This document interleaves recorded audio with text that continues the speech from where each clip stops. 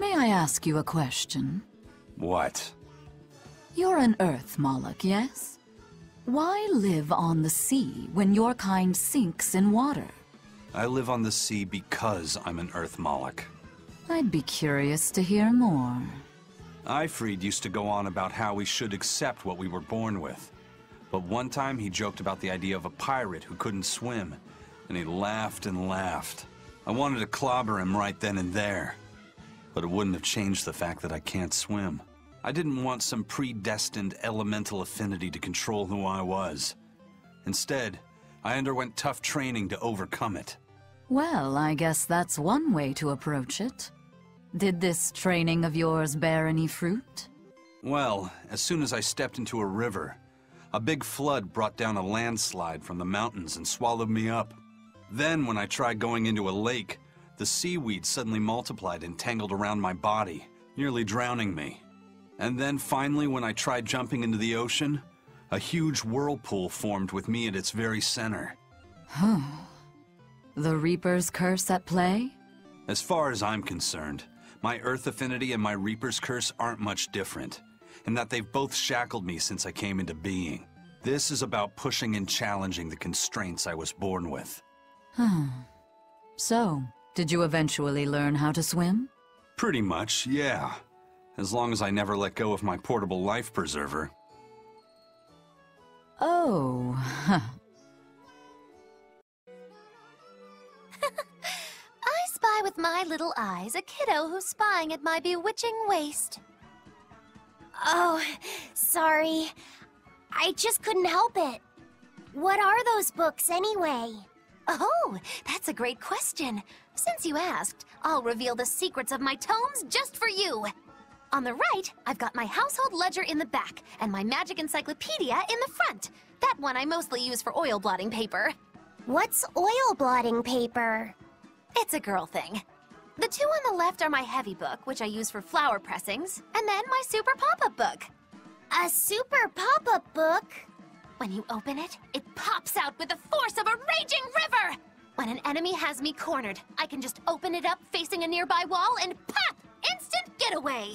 The only downside is that it's a real pain to try to get closed again, so I haven't used it in years. What about the book right in front? That's actually layer cake. Whoa, really? Seared into its batter are precious bits of knowledge. Eating it is just as good for your brain as it is for your stomach. Wow! I had no idea that was possible! He's taking this so seriously, I almost feel bad. All of your books are so interesting, Magilu! That's really cool! There's no end to your curiosity, is there? What do you say? Want to take a closer look? Boy, would I! If you really do, then say, Magilu, I want to get to know you better. Magilu, I want to get to know you better. All right, I accept. I'll reveal to you my most private secrets. Wow, so that's what's on the other side of these books. I wouldn't have ever guessed that. What the? What are you doing with Laphicet? He said he wanted to see, so I'm showing him. You have no right to stand in the way of his desires. It's my job to protect him as his vessel, especially from someone so wicked as yourself. Also, what you're doing runs contrary to public decency. Witches aren't supposed to be decent. These bindings with the locks on them. This style used to be really popular during the Meliodas dynasty. Now that I know you're such a bad influence for him, I'll be keeping a closer eye on you. If you can't learn to take it easy, nobody's ever gonna want to marry you, you know. Like you're a shining example of marriage material yourself. Hey, Magilu, could you turn them over one more time? I want to see how the book's attached to your belt. Yeah, sure. I noticed you've come up with your little name for the kid. You sure are the sentimental type, aren't you? Oh, calling him Fee doesn't cost me anything, and it's not like I gave it much thought. That may be the case, but no one else has taken even that token effort. And in doing so, I wonder if maybe you were trying to encourage him to be his own being. After all, one requires a name before he can consider his own identity. Having been given a name, he realizes he is his own entity, separate from others, and a certain formless essence comes to life inside him. And you're the one who set that process in motion for the kid. Whether you intended to or not, you changed him from a puppet into a living being. So what's your point? I've been with you since the start of this journey, haven't I? It wouldn't kill you to give me a nickname, would it? I've never really thought of us as being that close. And besides, you just forced your way into the group. Come now! I know you've got a bigger heart than that! Surely you have it in you to give a nickname to a dear friend! We're not dear friends. And even if we were, I'm not good at nicknames anyway. Please, I'm begging you! Okay then. Moggy.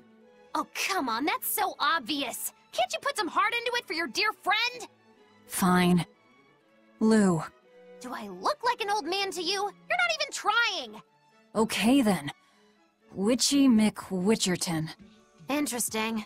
Well, if I had to rank it against 1,000 other nicknames, I'd probably put it at number 1011. A nickname needs to have charm. It needs to leave a lasting impression. Sure then. Hattie. Now you're just saying what you see!